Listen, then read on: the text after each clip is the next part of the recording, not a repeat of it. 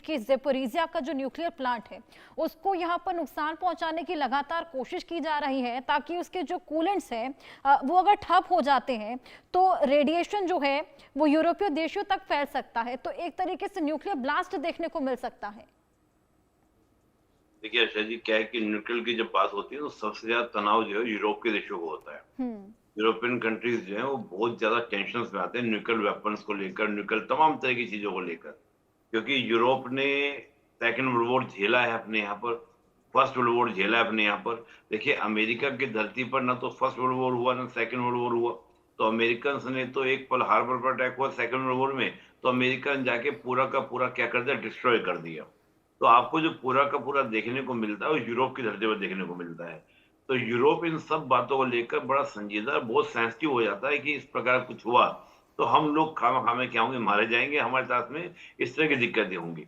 और हम आज भी देखें दुनिया के सबसे ज्यादा जो न्यूक्लियर वॉर हेड हैं, अगर वो किसी देश के पास हैं तो अकेले रशिया के पास हैं। अमेरिका के पास भी उतने न्यूक्लियर वॉर हेड नहीं है जितने आपके किसके पास में है, रशिया के पास में है। और रशिया का ये कह देना एक समय पर, मुझे याद है पुतिन साहब ने एक बार ये कहा था कि अगर दुनिया ये सोचती है कि हम रशिया के बगैर हैं, तो हम ये कहेंगे कि रशिया के बगैर दुनिया क्यों है।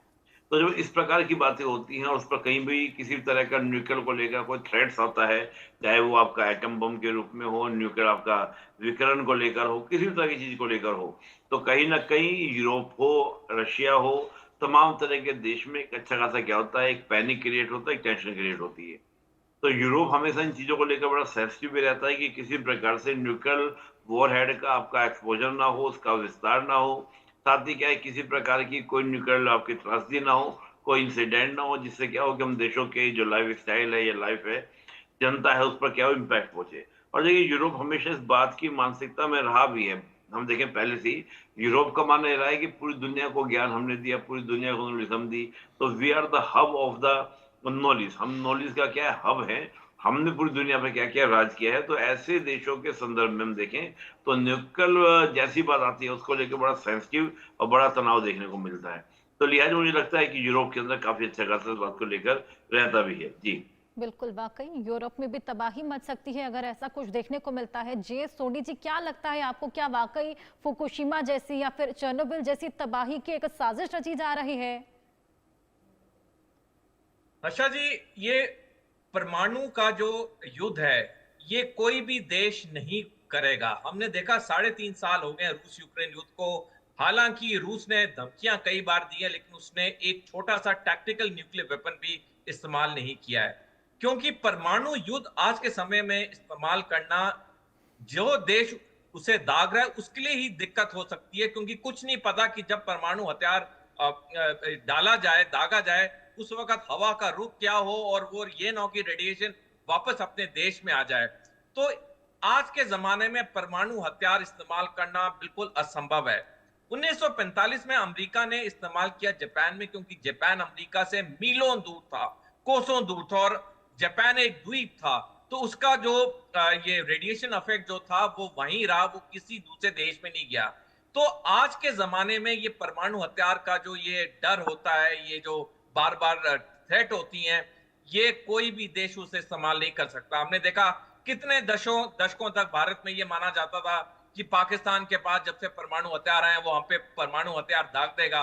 लेकिन अब जो ऑपरेशन सिंदूर हुआ, हमने उनकी न्यूक्लियर बोगी को किस तरह ध्वस्त कर दिया, बल्कि हमने तो जाके उनके जो परमाणु हथियार थे किराना हिल्स में, हमने जाके वही बर्बाद कर दिए। तो आज के जमाने में परमाणु हथियार कोई इस्तेमाल नहीं कर सकता, और यूरोप में तो बिल्कुल ही नहीं हो सकता, क्योंकि यूरोप के अधिकतर देश छोटे छोटे देश हैं। अगर किसी पे परमाणु हथियार दागा भी गया तो बाकी देशों में भी रेडिएशन फैलेगा। तो मेरी राय में ये परमाणु हथियार का सिर्फ एक डर बिठाया जाता है। कोई भी देश परमाणु हथियार नहीं इस्तेमाल करेगा, क्योंकि सबको पता है एक तो उनपे खतरा हो सकता है, और दूसरा अगर ये परमाणु हथियार एक बार इस्तेमाल हुआ, किसी और ने उसका जवाब दिया, फिर तीसरे ने दिया, तो ये पूरी दुनिया खत्म हो जाएगी। तो मेरे को नहीं लगता कि ये परमाणु हथियार का इस्तेमाल कोई भी देश कभी भी करेगा। बिल्कुल। खैर, एस्केलेशन किस कदर देखने को मिलता है वो देखने वाली बात, लेकिन निपुण जी, आम जनता इसका खासा खामियाजा भुगत रही है। जिस तरीके से नन्हे बच्चों को यहाँ पर अटैक किया जा रहा है, स्कूलों को, हॉस्पिटल्स को एक बार फिर से निशाना बनाया जा रहा है, उनका क्या? नहीं देखिए, ये तो है ही, और मानवता की ये सबसे बड़ी त्रासदी होती है। ह्यूमैनिटी की बात की जाती है कि बच्चों की बात करें, महिलाओं की बात करें, बुजुर्गों की बात करें, यही हम लोग देखते हैं हर्षा जी, तो आपको गाजा में भी देखने को मिलेगा।